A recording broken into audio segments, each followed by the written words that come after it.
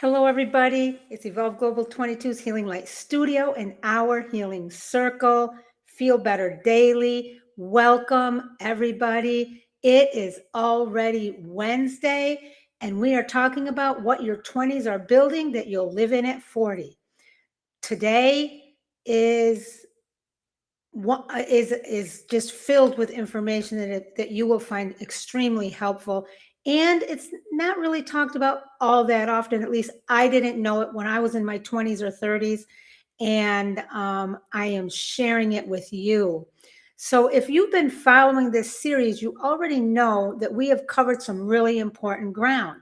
In episode 1, we talked about what actually changes after 40 and why it starts building in your 20s. In episode 2, we went deep into hormones, gut health, and inflammation, and why so much of what you feel right now started silently years before you had a single symptom. If you missed either of those episodes, go back and watch them. They are the foundation for everything we are building in this series. But today we are getting into something that I think is going to hit different for a lot of you, because today we are talking about the physical structure of your body, your bones, your muscles, your metabolism, and your skin. And here is what I need you to understand before we even get started. Your body at 40 is not a mystery. It is a result. It is the direct result of everything you ate, everything you did or did not do, every night you slept or did not sleep, every period of stress you pushed through, and every choice, big or small, that you made in your 20s and 30s. And I know that can feel heavy if you are already in your 40s, but I need you to stay with me, because understanding this is not about guilt. It is not about regret. It is about power. Because once you understand what happened and why, you can make different choices starting right now. This is episode 3 of Wellness After 40, what your 20s self needed to hear. And this one is going to open some eyes. So let's go. Let's start with bones. And I want to start here because this is the one that genuinely shocks people when they hear it. Your bones reach their peak density at around age 30. That is it. That is the window. Your childhood, your teens, and your 20s are the time your body is actively building bone mass. And after 30, you are in maintenance mode at best. And after 40, especially for women, as estrogen begins to decline, bone loss accelerates. Now, I know bones might not feel like the most exciting topic, but hear me out, because this matters more than most women realize until it's already a problem. Osteoporosis, the thinning and weakening of bones, is something that just appears suddenly, is not something, long day, that just appears suddenly in old age. It is built over decades through insufficient calcium, insufficient vitamin D, insufficient weight-bearing exercise, and hormonal imbalance that began long before anyone thought to check. 1 in 2 women over 50 will experience an osteoporosis related fracture in their lifetime. 1 in 2. That is not a rare condition. That is an epidemic. And it is almost entirely preventable when you have the right information early enough. So, what damages bone density in your 20s? Restrictive dieting and chronically low caloric intake. When you are not eating enough, your body pulls calcium from your bones to maintain other critical functions. Yo-yo dieting does the same thing. High caffeine consumption. Large amounts of caffeine interfere with calcium absorption. So if you were living on coffee in your 20s, and honestly, who wasn't, that was affecting your calcium levels more than you knew. Next, excess alcohol. Alcohol interferes with the body's ability to absorb calcium and vitamin D, and it directly inhibits the bone building cells called osteoblasts. Low vitamin D levels. Vitamin D is essential for calcium absorption, and deficiency is extraordinarily common, especially in women of color. women who work indoors, and women who live in northern climates. You can be eating all the calcium in the world, and if your vitamin D is low, your body cannot use it effectively. Next, hormonal imbalances, particularly low estrogen. And this can happen in your 20s, not just at menopause. Women who lose their period from undereating or overexercising, a condition called hypothalamic amenorrhea, I hope I pronounced that right, are losing estrogen at a time when they should be building their peak bone mass. And the bone loss that happens during that time is very difficult to recover. And a sedentary lifestyle is a problem. Bones respond to mechanical load. Weight bearing exercise, walking, running, strength training signals your body to build and maintain bone density. If you were not doing that consistently in your 20s, your bones did not get that signal. And here's the thing, my friends, about all of this that makes it so dangerous. You cannot feel bone loss. There are no symptoms, no pain, no warning signs until a bone breaks or a scan reveals what has been happening silently for years. This is why building bone density in your 20s is one of the most important investments you will ever make, and why starting to protect it in your 40s while you still can is one of the most important things you can do right now. Okay, so now let's talk about muscle. And I really want you to pay attention here because there is such confusion and so much bad advice around this topic, especially for women. Muscle is not just about how you look. Muscle is your body's metabolic currency. It is one of the most important assets your body has for long-term health and function. And most women in their 20s were never told that. Here is what you need to know. After the age of 30, and this accelerates significantly after 40, women lose approximately 3 to 8% of their muscle mass per decade if they are not actively working to maintain it. This is called sarcopenia, and it is one of the leading contributors to everything that goes wrong with a woman's body in midlife and beyond. Slower metabolism is another issue because muscle burns calories at rest, and less muscle means a slower metabolic rate. So it lowers your metabolism. Insulin resistance, because muscle is one of the primary sites where your body uses glucose, less muscle means less efficient blood sugar regulation. Poor imbalance and increased injury risk, because muscle stabilizes your joints and supports your movement patterns. As muscle decline falls and as injuries become more common. Loss of bone density, because muscle literally pulls on bone when it contracts, and that mechanical stress is one of the signals that tells your bones to stay strong. And loss of independence as you age, because the strength you build and maintain now is what determines how mobile, capable, and functional you are in your 60s, 70s, and beyond. Now, here is what frustrates me about the advice women were given in their 20s. We were told to do cardio, hours of cardio, run on the treadmill, take the low impact classes, burn as many calories as possible. We were told to eat as little as possible, count calories, restrict, be small. And we were told that lifting weights would make us bulky. That is for men. That was not feminine. Every single piece of that advice was wrong. What women needed in their 20s, what you needed in your 20s was to lift weights consistently and progressively, to eat enough food, especially enough protein, to support muscle growth and repair, and to understand that being strong was one of the most powerful health investments you could make in yourself. Because the muscle you build in your 20s is the muscle that carries you through your 40s, 50s, 60s, and beyond. The good news is, this is really good news actually, is that muscle is one of the most responsive tissues in your body at any age. Women in their 60s and 70s who start strength training show significant gains in muscle mass and strength. It is never too late to start, but the earlier you start, the better the foundation you build. Now let's talk about metabolism because this is a topic that comes with so much shame and so much misinformation, and I want to clear it all up right now. Your metabolism does slow with age. That part is true. But the slowdown is far less dramatic than most people believe, and it is far more influenced by your lifestyle and your history than your age alone. So let me tell you what actually slows your metabolism, because I want you to understand this clearly. The number one driver is loss of muscle mass, which we just talked about. Less muscle equals fewer calories burned at rest. It's that simple. And it is the most significant age-related metabolic change there is. The second driver is chronic undereating.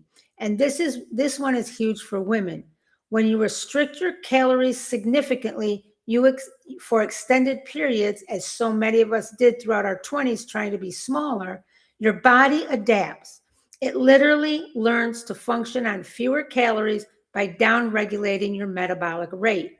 It slows everything down to match what you are giving it. And that adaptation can persist for years, even decades, after you stop restricting. This is called metabolic adaptation. And it is the reason why so many women in their 40s feel like no matter what they do, they cannot lose weight or maintain their energy. The third driver is chronic stress and elevated cortisol. Cortisol promotes fat storage, particularly around the abdomen, and it breaks down muscle tissue, both of which directly slow your metabolism.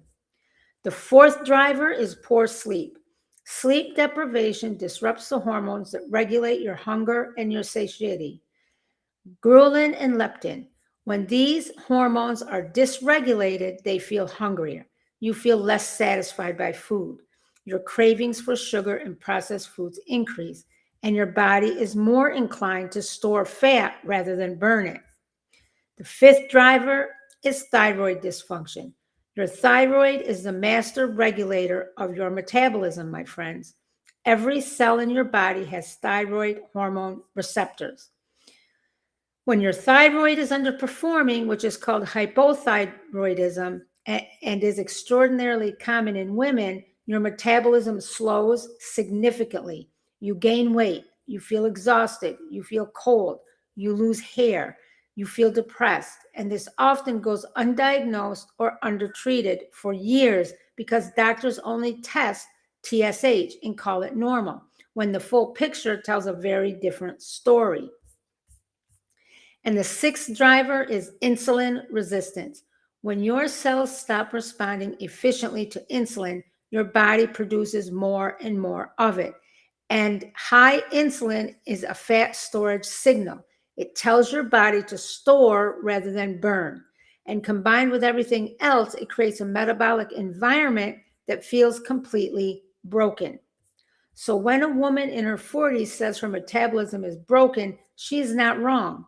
Something is off. But the breaking started in her 20s through years of restriction, chronic stress, lost sleep, muscle loss, and hormonal disruption. And here is the hope in all of this.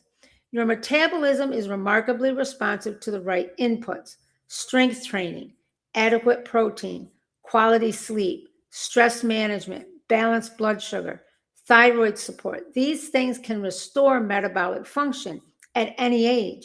It takes time, it takes consistency, but it absolutely happens.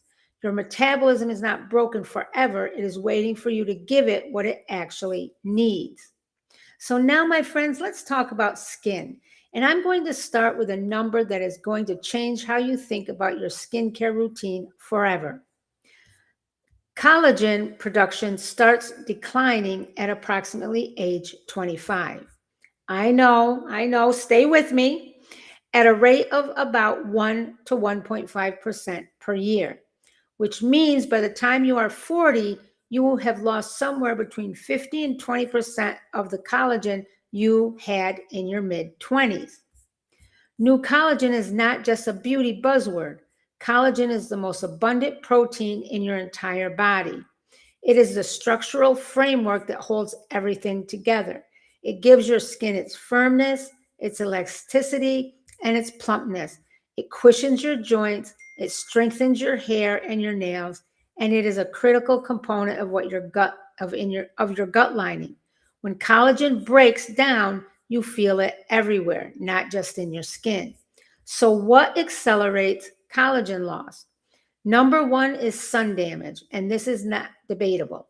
UV radiation is the number one external cause of skin aging. It breaks down collagen fibers directly and damages the DNA in your skin cells. And the sun damage you accumulate in your 20s, every day you went out without SPF, every summer of tanning, every vacation without protection shows on your face in your 40s as lines, as discoloration, as loss of elasticity and firmness. The damage was happening. You just could not see it yet. Number two is chronic inflammation, which we talked about in part 2. Systemic inflammation degrades collagen from the inside.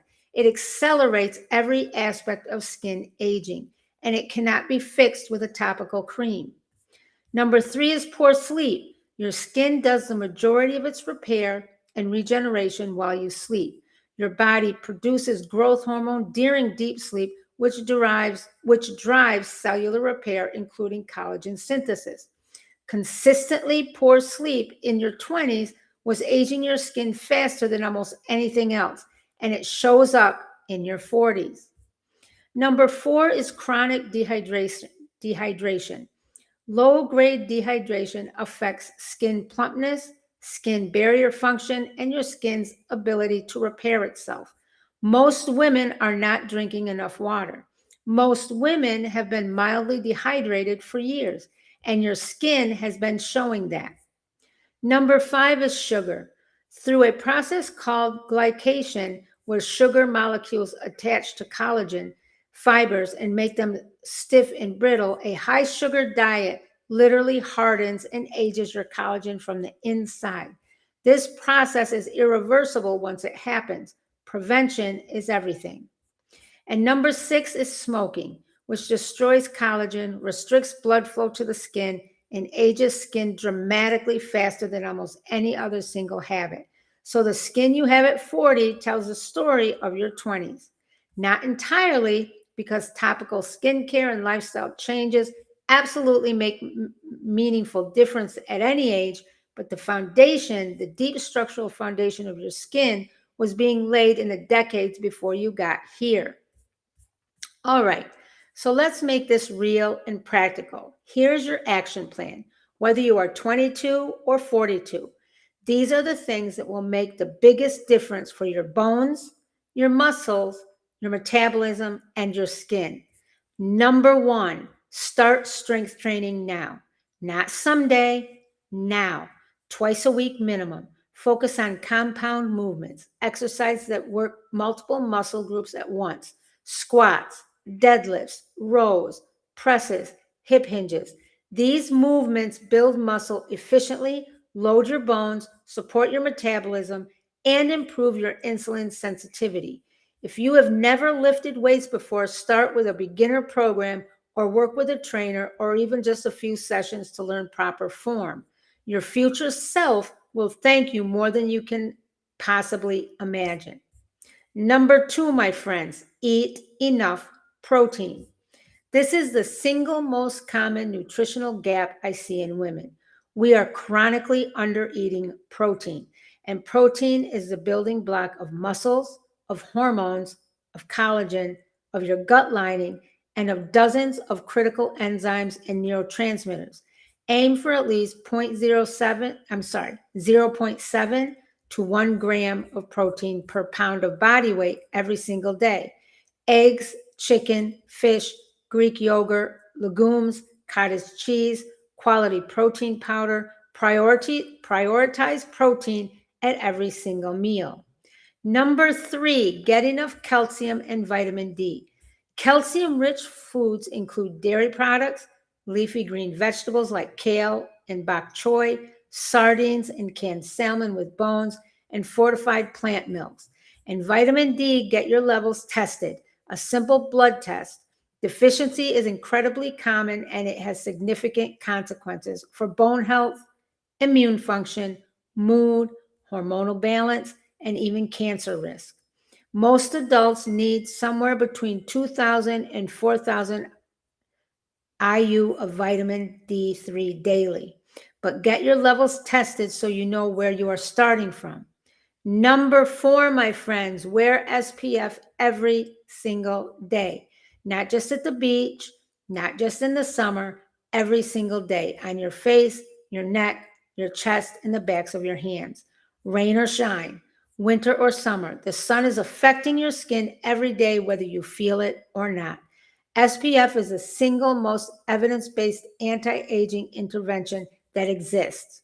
It is not expensive, it is not complicated, and it is the gift you give your future skin every single morning. Number 5, stay consistently hydrated. Aim for approximately half your body weight in ounces of water every day. If you weigh 150 pounds, aim for 75 ounces of water daily. Add electrolytes if you are exercising or sweating heavily. Your skin, your joints, your gut, your metabolism, your brain, and your energy levels will all depend on adequate hydration. This is one of the most simple and most impactful things you can do for your body every single day. Number 6, stop yo-yo dieting and stop dieting completely. I know I have said this before, but it bears repeating because it is important. Every cycle of restriction and refeeding damages your metabolism, depletes your muscle mass, disrupts your hormones, and dysregulates your relationship with food. Choose nourishment over restriction. Choose consistency over perfection. Your body needs fuel. Give it enough. Give it well. And trust that a consistently nourished body is a healthier body than a perpetually restricted one. Number 7, prioritize sleep for your skin and your metabolism. Your skin regenerates between 10 p.m. and 2 a.m. Your body produces the majority of its daily growth hormone, which drives cellular repair and muscle synthesis. During the first few hours of deep sleep, consistently missing quality sleep is aging you faster and slowing your metabolism more than almost any other single habit. Sleep is not lazy. Sleep is literally the time your body heals, rebuilds, and restores itself.